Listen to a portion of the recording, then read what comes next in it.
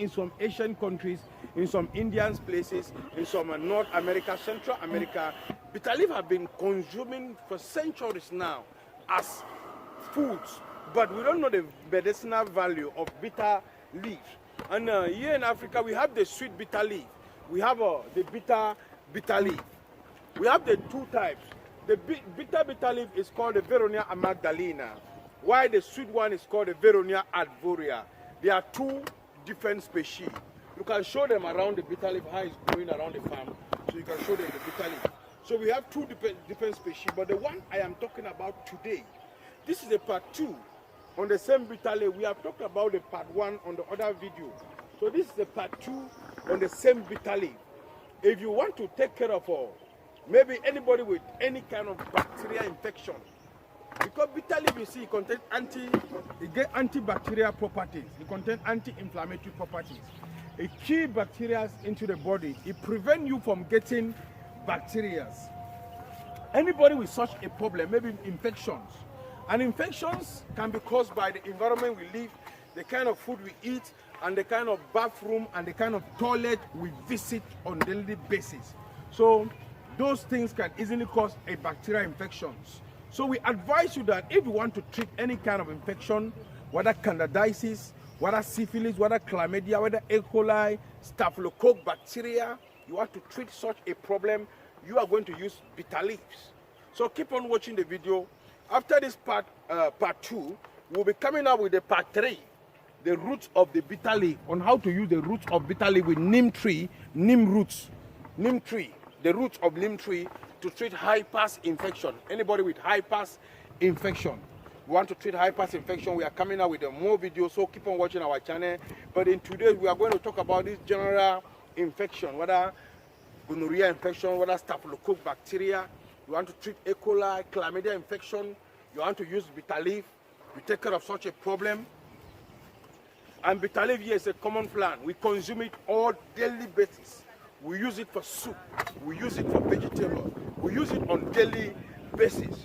So we advise you that even though you are not consuming bitter leaf as medicines, consume it as food. Because when you consume it as food, it will help to treat all these things I'm talking about here. So in today's video, we are coming up to talk about on how to use bitter leaf to treat an infection. Maybe you want to treat candidiasis, you get the soft head, the tender heads from the bitter leaves. You get the tender ones, the soft ones, the tender heads from the bitter leaf. At least 3 tender heads from bitter leaf. If you are going to chew it, you can always wash the 3 tender heads of the bitter leaf. You want to treat candidiasis, maybe staphylococcus bacteria, maybe E. coli, chlamydia infections, general infections. You want to take care of that problem, you are going to just wash it. When you wash the 3 virgin heads of the bitter leaf, you wash up the 3 virgin heads of the bitter leaf, you are going to wash them up, then you chew it. In the morning, 8 in the morning, you drink water. After chewing, if you cannot chew the way I am chewing, you are going to wash bitter leaf the way that they used to wash bitter leaf. You filter the water out from the bitter leaf, 150 milliliters, which is a half glass cup. Then you add natural honey to your taste. You drink in the morning. It's very bitter, but you have to consume it because maybe you want to take care of, you want to prevent bacteria from coming in your body, because it contains antibacterial properties, antioxidant properties, anti-inflammatory properties, and it kills bacteria in the body. And help to protect you from getting bacteria. So they say, there is a saying that prevention is better than cure. So what are you going to do? When you chew it, you drink in the morning, you chew it, the 3 virgin head, you drink water in the morning, then you chew in the evening, you drink water. Continue the chewing morning, night, morning, night. When you chew it before 14 days, candidiasis, syphilis. But if you cannot chew it, squeeze out the water, have a glass cup, you add honey to your taste. Because of the bitter taste of the bitter leaf, you have to add natural honey, because some people don't like bitter things. Then you drink in the morning, in the evening have a glass cup, which is 150 milliliters. Do it morning, night for 14 days. maybe bacterial infection, candidiasis, syphilis, chlamydia, any kind of bacterial infection. We Africans, we are blessed with plenty, but we hunger in the midst of plenty. Why? Because we run away from nature, we run away from our culture, we run away from our tradition.